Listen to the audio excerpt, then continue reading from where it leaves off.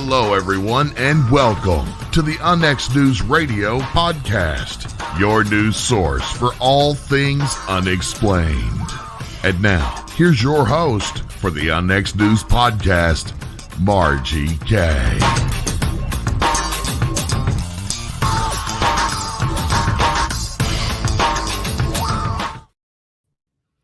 Good evening, everyone, and welcome to UNX News. I'm your host, Margie K., and we have a really good show for you tonight, as usual. But I want to mention a few things first.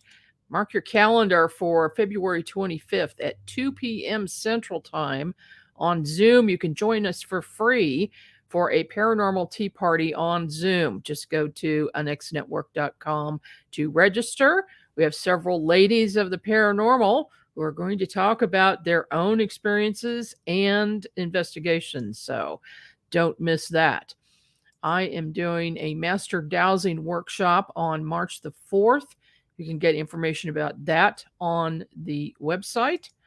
And then I start a 4-week workshop, 4 Saturdays on March 11th. And that is something if you would like to learn how to do, or if you're already remote viewing and you want to get better at it, I will help you. And so all the information again is at unxnetwork.com. My guest this evening is Michael Brein. He brings to the world of the paranormal and ufology someone trained as a Ph.D. psychologist, as well as being very open-minded to these subjects that are more often shunned by academia. His Road to Strange 4-book series brings interesting insights into these fields through approximately 1,800 pages. With Michael's social science background, he introduces both sanity and curiosity to these most important subjects that are often shunned by academia, the military, and the media. Michael Brein, also known as the Travel Psychologist, is an author, lecturer, travel storyteller, adventurer, and publisher of travel books and guides, as well as books on UFOs and the paranormal.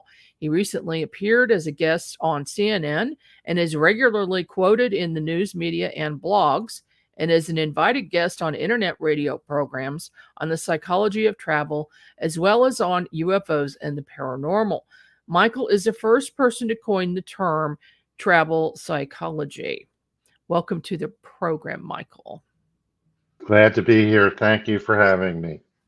It's so good to have you today. I got a little bit of information about your books, and I thought they were fascinating, and I am so glad that you could join me this evening on the program. I'm going to ask you the same thing I ask everyone. How did you get interested in the paranormal? Well, I think I did a couple things that were intelligent as a kid.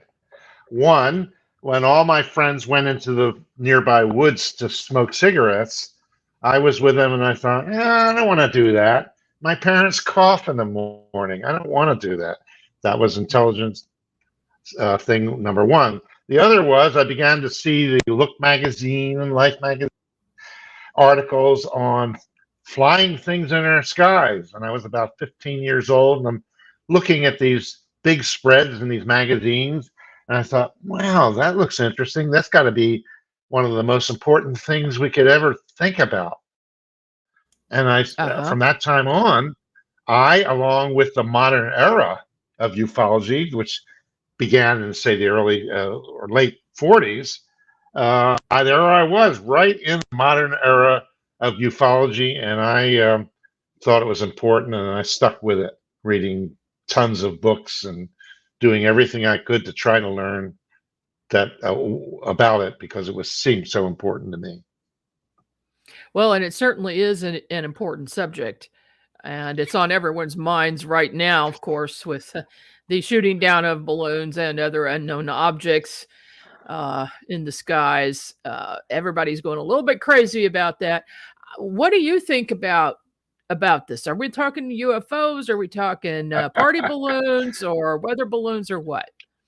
Well, all my friends in my morning coffee classes, all of a sudden now the subject of UFOs is something that they want to talk about a little bit more. And I said, I've been screaming from the rooftops, they're here, henny penny, the sky is falling.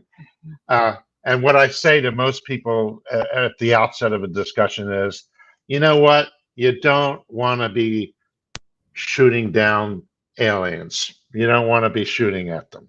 No. So I think probably that's a very wise thing. We know there are cases where, unfortunately for a pilot here and there who did attempt to shoot at them, the Captain Mantell case, remember that? Yes, yes. I've heard that Russians were shooting willy-nilly towards alien or unknown craft, and I'm not sure the outcome was all that terrific for them. But I've heard some stories. You don't want to be shooting at. Oh, I just lost your sound. Did you? Oh no. Oh, okay. There you are. You're back. You got me back. Okay, good. Okay, Right. yeah, I agree. I think it would be a mistake to shoot at something that has higher technology than you do, and can blow you to smithereens. So, okay, well, let's get into your Road to Strange book series. Tell me about that. Well, let's just say I started out way back in graduate school. I was going to become a clinical psychologist.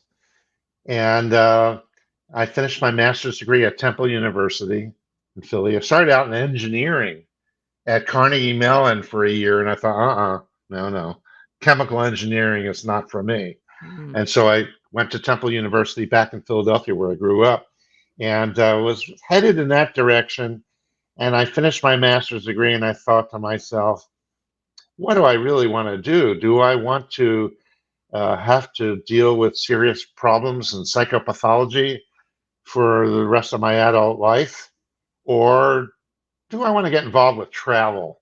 And I had been bitten by the travel bug by then. Mm-hmm. So what does one do who wants to do a Ph.D. but maybe doesn't want to get into the really pathology of it, and who's bitten by the travel bug?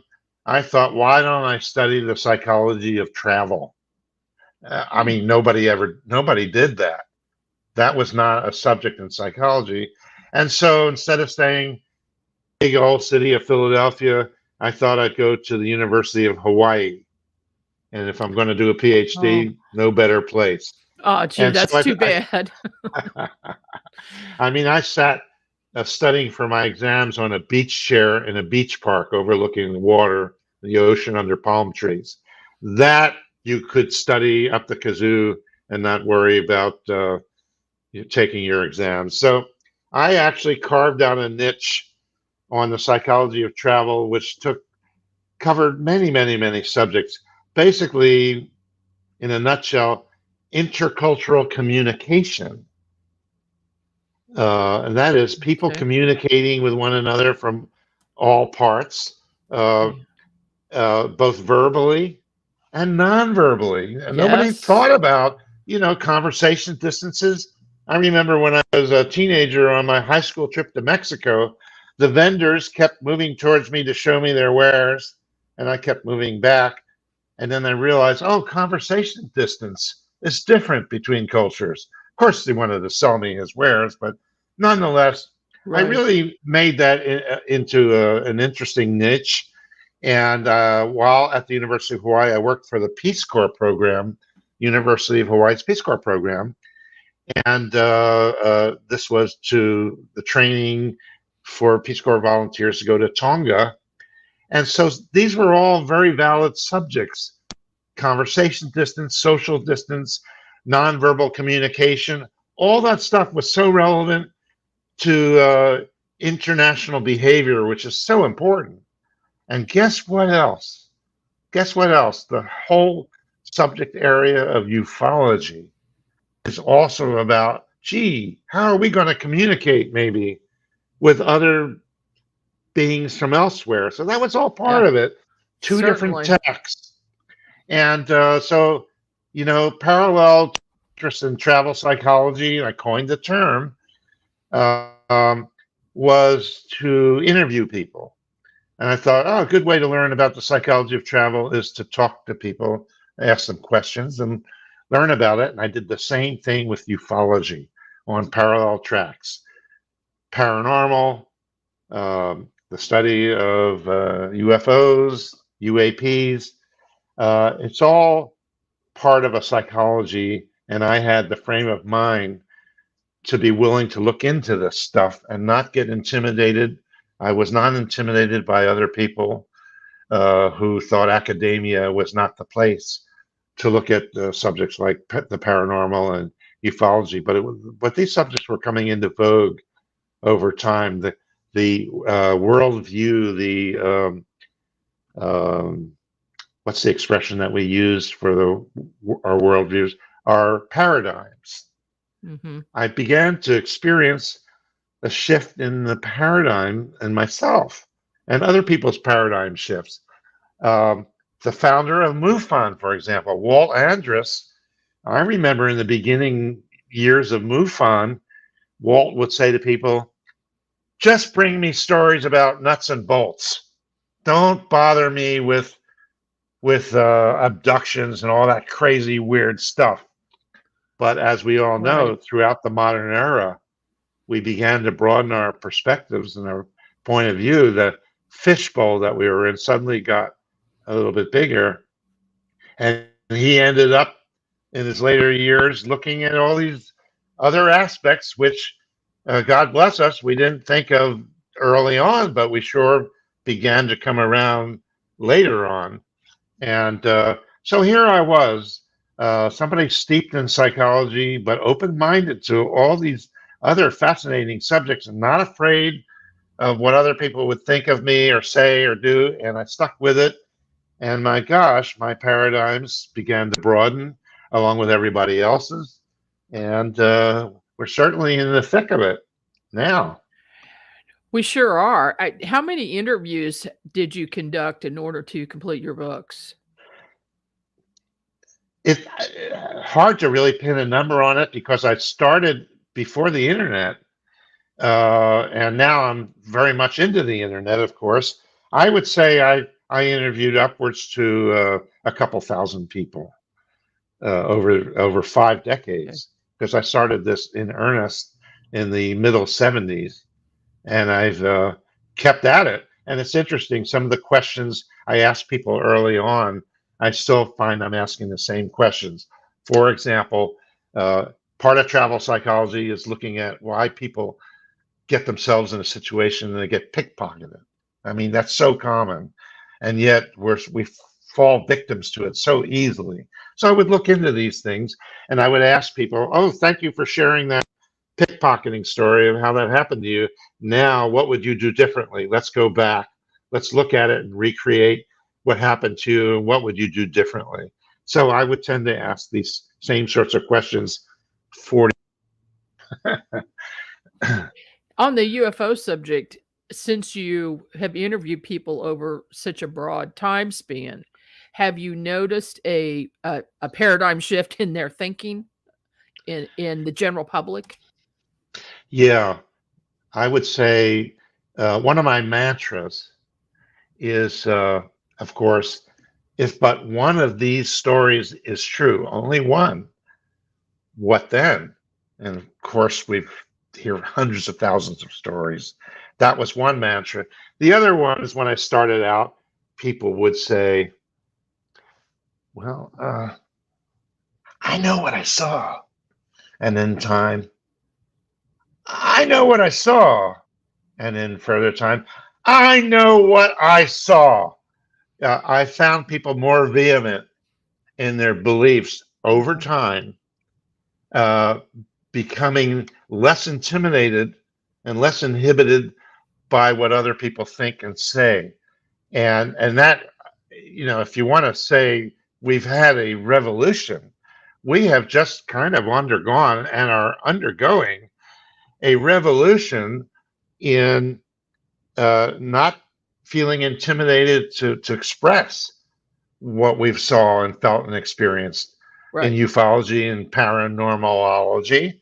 And it's just really interesting. you could ask the question. We always ask the question, well, why don't flyers just land on the White House lawn? Well, and they did overfly Washington, D.C. in Yeah. 1952.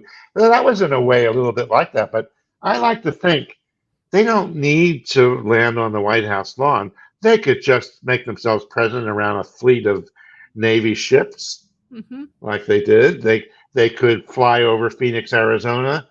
Now, here's a strange thought, and that is, we could wonder how our paradigms shift and change. And it's a gradual process. And I cannot help but think that advanced beings that have been around millions of years longer than us, maybe even a billion years longer or more, probably have a different idea than we have of how to influence the masses. They probably have their own psychology and marketing agenda. They know how to influence populations of Sure. other people. Maybe not in a way that we, as goldfish in our goldfish bowls, really appreciate or understand. And so, would they necessarily land on the White House lawn or the Kremlin? Not necessarily. Maybe just the way it's happening now and increasing a little bit. I don't know whether that's intentional or not, but it could be. I recently witnessed a spectacular UFO event with F-18s chasing it. And this was over Independence, Missouri, right next to Kansas City. Big area, lots of people in the middle of the day. And three of us saw it. One person was about a mile away, and then another person was with me. And when we watched this event, and then as an investigator with MUFON, of course, I'm looking to see all of the other reports of this unbelievable sight. Zero reports. Zero. So as a psychologist and interviewing all of these UFO experiencers over the years, what do you think the psychology is behind that? Well, that's a really good question. There shouldn't be so much the intimidation factor. Right. We do know from many MUFON reports that sometimes what is seen by some people is not seen by others, Yes. right? That there's True. selective. There's a lot of that. I mean, it's really tough to put a good read on this experience, but it seems odd. I don't think people would have been afraid so much or hesitant in that sense. So there's a nice area of unknowns. I'm not sure I have a good answer to you. But let's go back to the Phoenix lights and look at what Fife Symington did with the fake mask, Yeah. on a person's head and pulling that off and quelling somewhat the uproar of people, and then coming back somewhat 10 years later and saying, oh, by the way, I lied. I saw something myself. I just wanted to tamp it down. Mm-hmm. So hard to say. That's a perplexing question. And I haven't seen or heard many parallels to what you're saying. Do you have any other knowledge of any other cases or things you've heard that had that similar reaction that you experienced with Well, people? yeah, I've done many investigations, and we have had some flaps. And in fact, we had a flap last year where during over a 3-month period, we had multiple reports of a similar object with square windows Huh. and Wow. low, very, very low, like right over buildings, low and very large. We had a number of reports of that, but then during another flap where a huge UFO was seen over several areas, Raytown, Kansas City, um, Independence, there were maybe 6 reports of this gigantic UFO that was flying very low to the ground. In one case, it got 6 feet above the ground, and there was a group of about 7 children, and they did not report. But then there were 3 adults at the same site, and they reported it, and a few others. But it had to be that other people saw this. I mean, it just blows my mind that other people did not report. There's certainly some additional psychology behind that, I'm sure. Yeah, we need to I'm get you just to Kansas City. You know, these school things that happen. For example, Ariel in Zimbabwe. Yes. You know, you had instances of a number of people, number of kids looking at the alleged entities and getting different things in their minds. It's almost as if, I mean, it's an interesting theory. It's almost as if an entity could communicate simultaneously in our space-time with several people at once. And if that's a possible way to look at it, then I think we could be influenced on a one-to-one basis as well. Multiply different people maybe perceiving different things. Yeah. Because we do know that some people definitely do see things and some people don't. And some of that could be controlled or aimed or directed. It's just a thought, but that makes sense. I don't think our paradigm, I keep saying to people, you know, we're still thinking in terms of earth, air, fire, and water, whether we like it or not, at this point in our evolution of knowledge of the sciences. Just as we say the Inuit, also known as Eskimo populations, have so many more words for snow than we do. They have a bigger framework of which to frame their theories and understanding of the universe. Whereas our science 100 years from now, 1,000 years from now, is going to be so much broader. We're going to have such broader capacity to look at things and think in terms that we don't do now.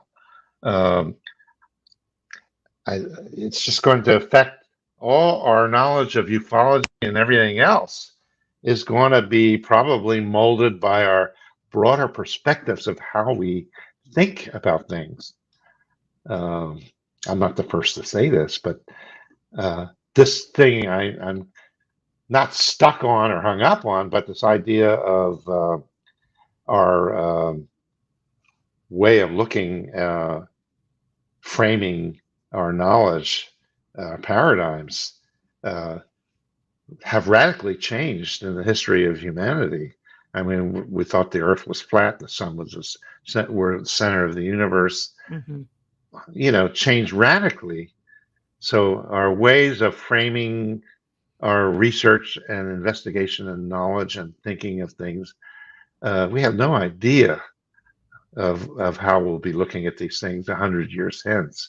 So I think we're probably going to have more answers, better answers to why some people see stuff and others don't simultaneously at the same time. So you haven't heard too much of this, but it's where my thinking is, a lot of my thinking. Well, that makes a lot of sense. We are almost up on a break. So after the break, I want to know about your Road to Strange series. Okay. If you could go into that, I would appreciate it. So we are going to take a short break. This is Margie K with NX News, and we'll be back right after these messages.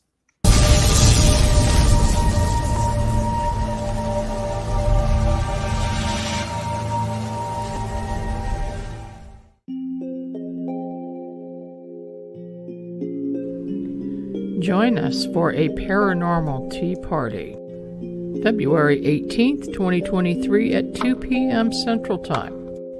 Ladies of the Paranormal will discuss their investigations and best cases, even their own encounters. Register for this free event on Zoom at www.unxnetwork.com. We'll see you there.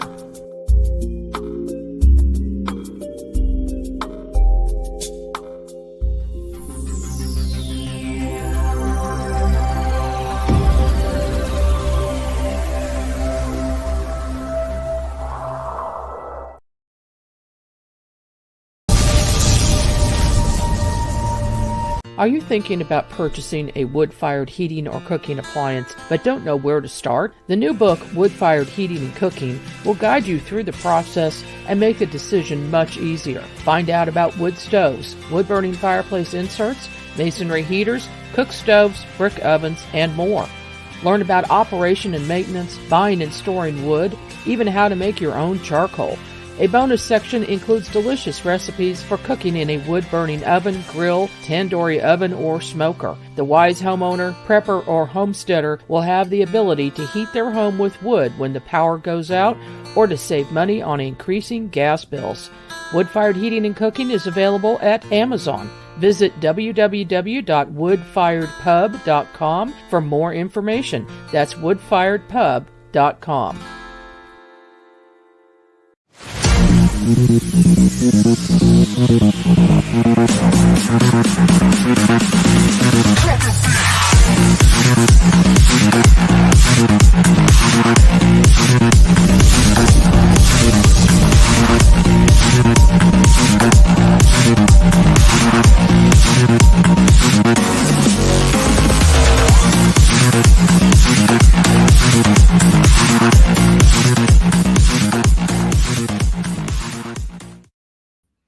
And we're back with the next news. I'm your host, Margie Kay, and my special guest today is Michael Brein. We are just talking about your books. You have wrote the Road to Strange series. What is that all about? I knew Rosemary Ellen Guiley from the 80s, and we were friends. And we would run into each other at conferences, and even we were both overlapping at the same time at my good friend, English friend George Wingfield's house in England. And we were going out and looking at crop circles. And George has been friends with me for years, and we've done some traveling together. And George used to come lecture at Eureka Springs. So anyway, I met Rosemary, and we'd wave hello and see each other at different conferences. For the same token, she knew that I was interviewing many, many, many people, and I've collected so many interesting stories of travel and also paranormal and UFOs. And then one day she said to me, Michael, why don't we do a book together? And I thought, oh, this is great, because I didn't think I knew anybody at the time like Rosemary, who had such a broad grasp and knowledge of all these subjects. She was just absolutely terrific. And I thought that would be exciting to do a book with her, because I had loads of stories and she had plenty herself. So we decided how we might frame the first one. And logically, it seemed to make sense that about 5% of all the stories that I collected in interviews were of the strange and the bizarre and unusual. Well, do you have an interesting experience in your travels that stands out among the rest? Duh. And then out comes the paranormal and the medieval archaeological connections and ancestral connections. And I've been here before, UFO sightings that people had. And of course, I looked into the crop circles and got some phenomenal stories from people. Thankfully, for my openness and encouragement for them to share what they would and ask good questions. And so the first book we decided to do was Travel Tales of the Paranormal. Let's get right into some of the supernatural experiences people were reporting to me in their travels. And of course, she had plenty of stories of her own.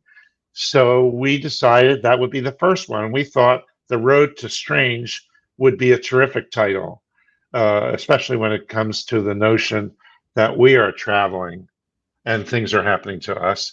But so are these spirits or ghosts or entities, whatever they may be, and wherever they may be. Well, they are traveling to us, maybe in space and time, or anything in between all that. So we did the first book, and we devoted with each story a section. This is where Rosemary was just unexcelled, just terrific. commentary. And she would try to put the various stories that we included into some kind of framework or perception, drawing several different examples together from a story, uh, just to try to lend a little bit more understanding to what's been going on.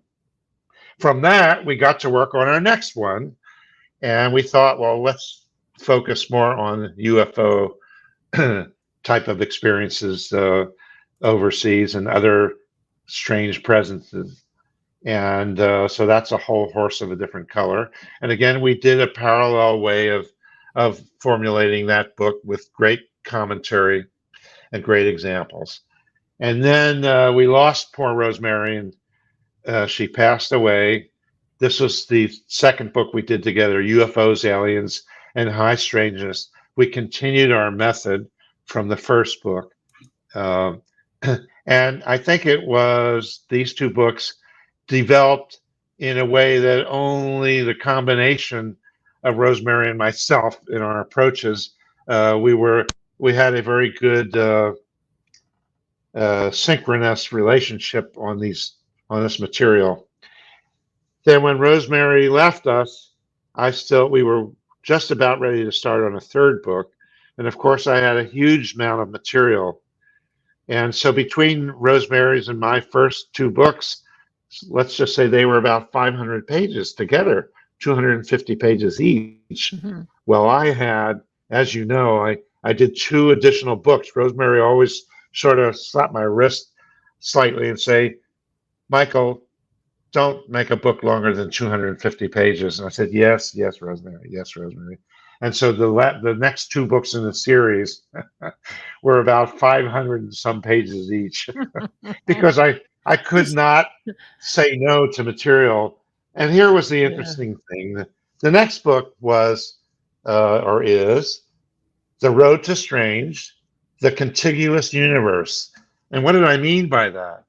Well, I meant that I think that there's a whole overlapping structure to the universe. We're all hypothesizing about it. And some people think, well, maybe we're talking about different dimensions.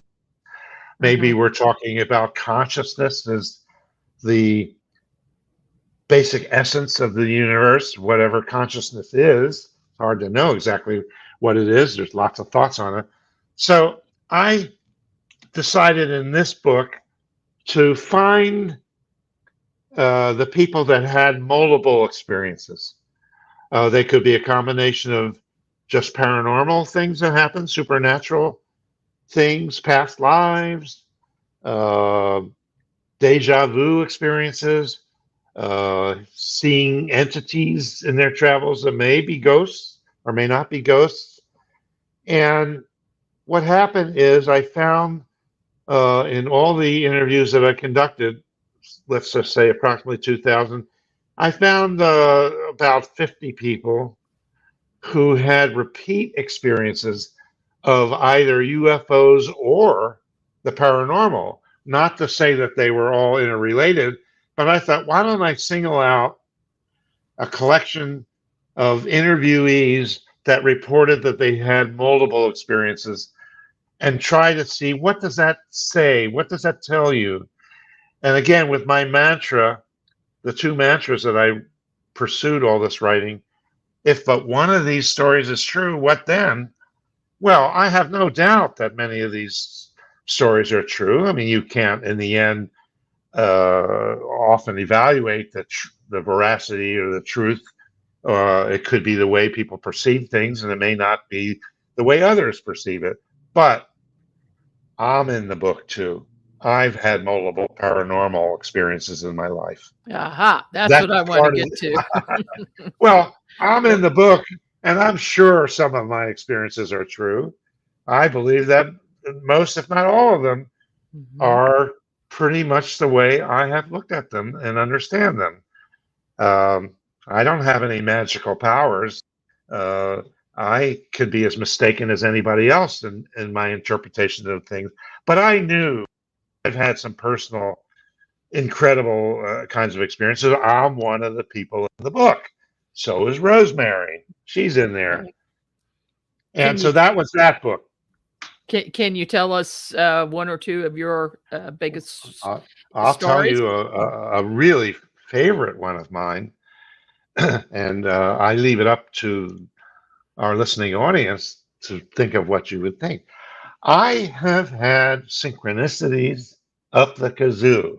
What's a synchronicity? Unbelievable chance occurrences of things that just don't seem like they could happen accidentally, coincidences. So here's my best coincidence story, personally, and part of my story about myself. I developed a series of travel guides by public transportation, showing you on big maps of the cities where the metro lines were and where all the points were. And so I would go to occasional book fairs like New York City. So I got on an airplane in Medford, Oregon. I lived in Ashland at the time, and I flew to Philadelphia to visit my sister and relatives for a few days. And then I'd continue by train to New York City, go to the book fair, and then fly all the way back, a round trip on United Airlines. So on the way, I grabbed the Hemispheres magazine from United, put it in my attaché case. I thought, why don't I contact United Airlines and see if they might want to write up my travel guides to sightseeing by public transportation. It's a very useful, good thing. And so I stuck it away, didn't even look at it. Went to visit my sister. Now, here's where it gets interesting. Get on the train to go from Philadelphia to New York for the weekend, and I see a sign of a town. The train passes by, and I see the sign, Rahway, New Jersey. And what do you sometimes do when you pass a sign in a town somewhere? Oh, I know somebody from Rahway, New Jersey. And who was that one that I knew from Rahway, New Jersey? He was a senior in a fraternity that I pledged when I went to Carnegie Mellon for 1 year. And he was from Rahway, New Jersey. I just remembered it, from 40 some years earlier. Okay, now fast forward, I'm in New York City. I've got my book table. I've got my travel guides out. The weekend is over. I get on a United flight. It's now June because I came at the end of May. I grab another Hemisphere magazine, put it in my attaché case, go all the way back, fly back to Medford, Oregon, to Ashland, Oregon, go into my house, and there's a pile of mail that friends have been stacking up for me. Big white Hemispheres magazine. Oh, I open up the envelope, a note, see page, whatever. I open it up, and there's a review of my travel guides right in the magazine that I didn't even look at. Okay, that's interesting. It gets better. I go upstairs to my loft office and to see, did I get any sales of my travel guides while I went to this book fair? And I tell you, I've gotten occasional order from Spain or Mexico or somewhere else in the United States. I expected a couple of orders, maybe 2 or 3 orders. And where do I get an order from? Ashland, Oregon, down the street. Wow. How is all this possible? So I'm looking at the email, the order. These people ordered 2 copies of the guide. So I emailed them back and I said, would you like me to personally deliver these to you? Or would you like to come and see my llama ranch? I had some llamas. They said, oh, we'll come to your llama ranch. And then I suddenly get a chill up my spine. I'm looking at the name of these people. Oh. It's the same name as the guy I knew from Carnegie Mellon in Rahway, New Jersey. Wow. I emailed him back because it was his wife that was emailing me. And I said, could you by any remote chance or possibility be the Jan Chaikin I knew from Carnegie Mellon? And I get a phone call back, and I swear to you, I recognize the voice. I mean, I don't know. I would be that Jan Chaikin. It was the man from Rahway, New Jersey that ordered my travel guides that were reviewed in Hemispheres magazine. Now, that's I'm not set of bizarre circumstances. Well, it is.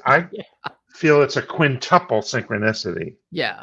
all interrelated, impossible to happen by chance.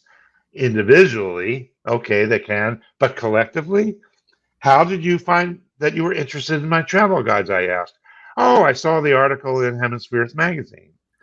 He didn't remember me. I think he Uh, remembered me afterwards because it was so long ago. So I've had triple synchronicities, lots of double. Ran into a woman on a beach once in Hawaii, and 2 years later ran into her on the beach off of Venice, Italy. Same woman. And I said, well, we've got to stop meeting like this. Are we going to meet again on another beach somewhere else? Well, I didn't have a third meeting with her, but I've had all kinds of stuff like that. I've had plenty of other paranormal experiences involved in the passing of my parents. I've had a telepathy experience that could not be denied, knowing that people were guessing things I was thinking of. At the same time, they said I was guessing what they were thinking of. So plenty of oh, different kinds of paranormal experiences. So I put myself in my book, right? And that was the contiguous universe, meaning that the universe is probably or definitely much broader and complicated than we think it is. And who yeah. knows how many layers and levels there are. The last book in the series I did, and I won't stay on it too long, is I called it a psychic reader, The Road to Strange, a psychic reader. And it's a hodgepodge of all the other good collections of stories of people that shared with me that didn't fit strictly within a UFO context or strictly the paranormal context, but they were again by 500 or 600 pages of the other sorts of strange and bizarre things that people have reported to me. So I thought that would be good to call it a psychic reader. And again, Rosemary and I were planning to cherry pick on more of my material plus her material to whatever we would be calling the third book and the fourth book, but we never got the chance to do that together. I'm glad we Well, did as that's much as we did. yeah, yeah. I met Rosemary several times, and boy, was she a prolific writer. Oh Uh, my goodness. and Prolific and and good and really, very good. oh, she really researched her subject to death. So So I if feel you pick proud up and the book pleased. by Yeah. Rosemary, you know it's researched to death. So I don't think I'm I've looking ever met anybody quite like her, really. right. Yeah. Right. No, I haven't either. Do you have any uh interesting tales having to do with ghosts? Like maybe the ghost dog story? Yes.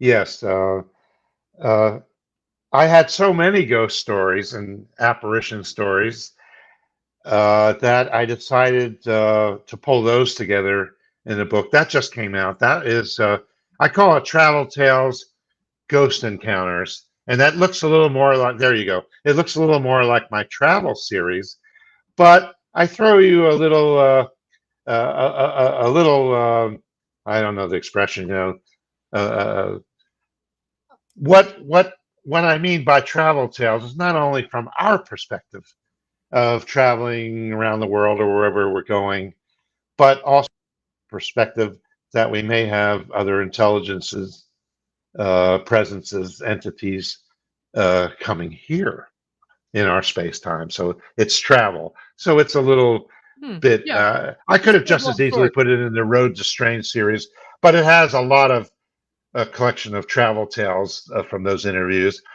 plus additional ones. And the ghost dog. The ghost dog is a fascinating story shared with me by a television writer. I'm just trying to think of what her famous series, Touched by an Angel. And she was a writer for Touched by an Angel. Oh, And they did a lot of the writing in Salt Lake City, of all places, and putting it all together in LA. So she found that she would commute to Salt Lake City, and they had a condominium, and the writers could stay by themselves in the condo for a while and do the writing that they want to do, and then return to LA. Well, She was staying in this condo, staying up really late, all hours of the morning, and her name was Susan Wicks, from the writer from Touched by an Angel. And Susan began to sense the presence of a dog. She didn't see the dog, she didn't hear the dog, but it's that psychic way of perceiving a reality that doesn't strictly conform to our sight, sound, smell. She didn't see it, but she felt the presence. She felt that it was a bulldog. She Mhm. was not threatened or frightened by it, but it would keep you up at night a little bit thinking about it. And she felt that over time that the ghost dog was coming closer and closer and closer to the bedroom, until Oh, one time she perceived it as putting its paws up on the bed. She never did see it, but it nonplussed her a little bit, although she wasn't scared. But you can lose sleep over something like that, granted. And so she came back to LA, and she was sitting, talking to some of the other writers. And one of the other writers walked in. It was a man who had done the same thing, who had used that condo in Salt Lake City. And he said, "Well, Susan, what's wrong? What was bothering you, about that?" And she says, "Oh my God, you don't want to know." And he looked at her and he said, "It was the ghost dog, wasn't it?" oh, that's good. Do you want another quick ghost story? Oh, yes, Do we have time for absolutely. that? Okay. Yes. This is a woman that I knew, a friend of mine from Ashland, Oregon, and she was an artist. And she went to some kind of workshop in along the coast of Spain, where Marbella is, and a lot of tourist towns on the, what do they call it, the Gold Coast. I can't, slips my mind for the moment. But anyway, she there were a bunch of artists there who were there for a workshop. The bed and breakfast was owned by an English couple, and she went to bed one night, and suddenly, out of nowhere, her bed begins to shake violently. Ooh, And shaking beds are scary. they are. They're not very pleasant. But other than the shaking bed, and she thought, well, what, is there an air conditioner unit in this building? It's a really old building. It's hundreds of years old. The walls are like 2 feet thick. These old Spanish buildings, you can imagine what they look like, Yeah. white with orange tile roofs, Mediterranean style. And she goes down to breakfast, and she said, "Did anybody have a bed shaking experience?" No, no, no, no, no, no, no. And the owner, the English owner of the bed and breakfast, said, "Oh, no, don't be ridiculous. There's no shaking beds here. This place is not haunted in the least. No, no, no, no, no, no, no." Mm. Okay, so anyway, so uh, my friend is sitting up on the roof sketching, and the roof overlooks this alleyway, which so happens to be named Alley of the Ghosts. Oh, how So convenient. she hears this American tour guide leading a group of visitors, tourists, up this alley in this neighborhood, and she's listening to him. His voice is beaming and bounding throughout, reverberating throughout the buildings and the streets. And here, my friends, is the Alley of the Ghosts. This is where the Spanish Inquisition took place. Oh, People were hung here in the streets. oh And she went no. down and she talked to the owner again. "Are you sure? This guy came by leading a tour group calling it the Alley of the Ghost tour group. Alley of the Ghost. I think, are you sure?" "No, no, no, no, no, there's no ghost. This is not haunted." They didn't dare want to have the reputation that it was Right. haunted. That's before the days Right. that we know now, that a hotel can't wait for Oh people yeah. to know it's It's haunted.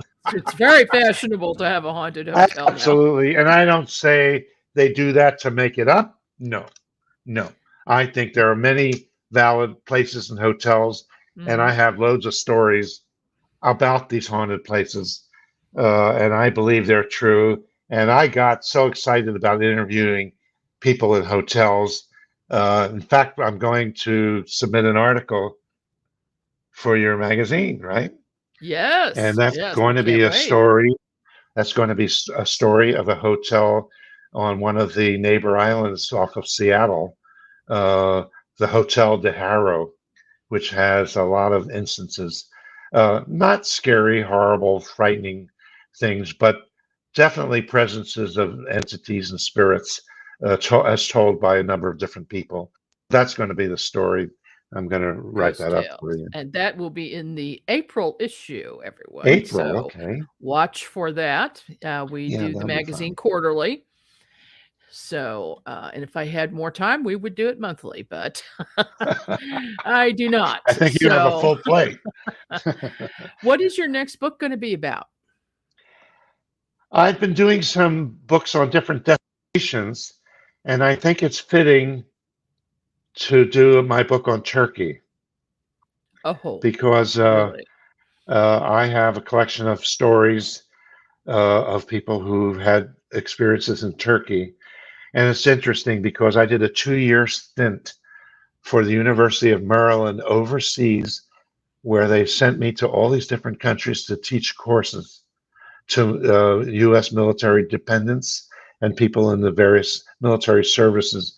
And I spent 2 2 month periods in Turkey teaching on the American base. One of them was in that on the suburbs of Adana, Adana, which was very badly hit by that uh, Yes, the earthquake. earthquake. So I'm going to do a story on that. And I'm always collecting more and more paranormal and road to strange experiences. So at some point in time, I'll probably do an additional book on the Road to Strange series.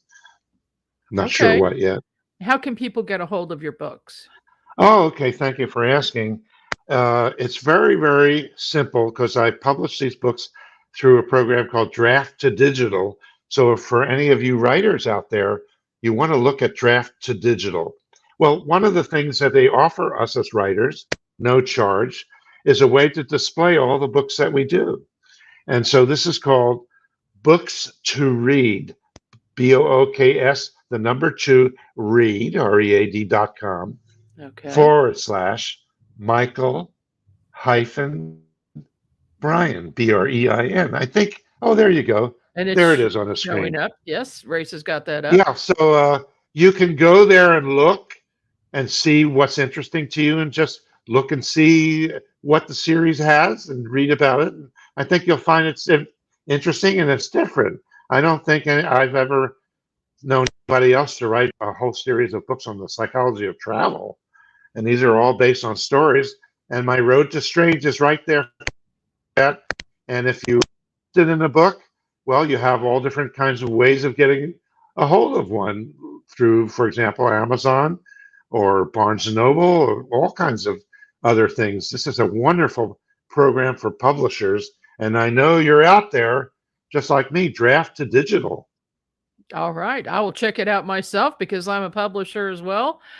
And I appreciate you coming on the show this evening. I wish we had a little bit more Thanks for having time, me. but maybe there'll be another time when you'll come back. And Absolutely. I totally enjoyed this. And I I'm hope I really shared Mhm. some fresh ideas, maybe a few, you know? Absolutely. I think the people watching and listening will have something to think about now. So And feel free to contact me if you like. Thank you. Thanks for absolutely. having me. Thank you so much, Michael. This is Margie K with NX News, and we will be here again next Friday as usual. See you then.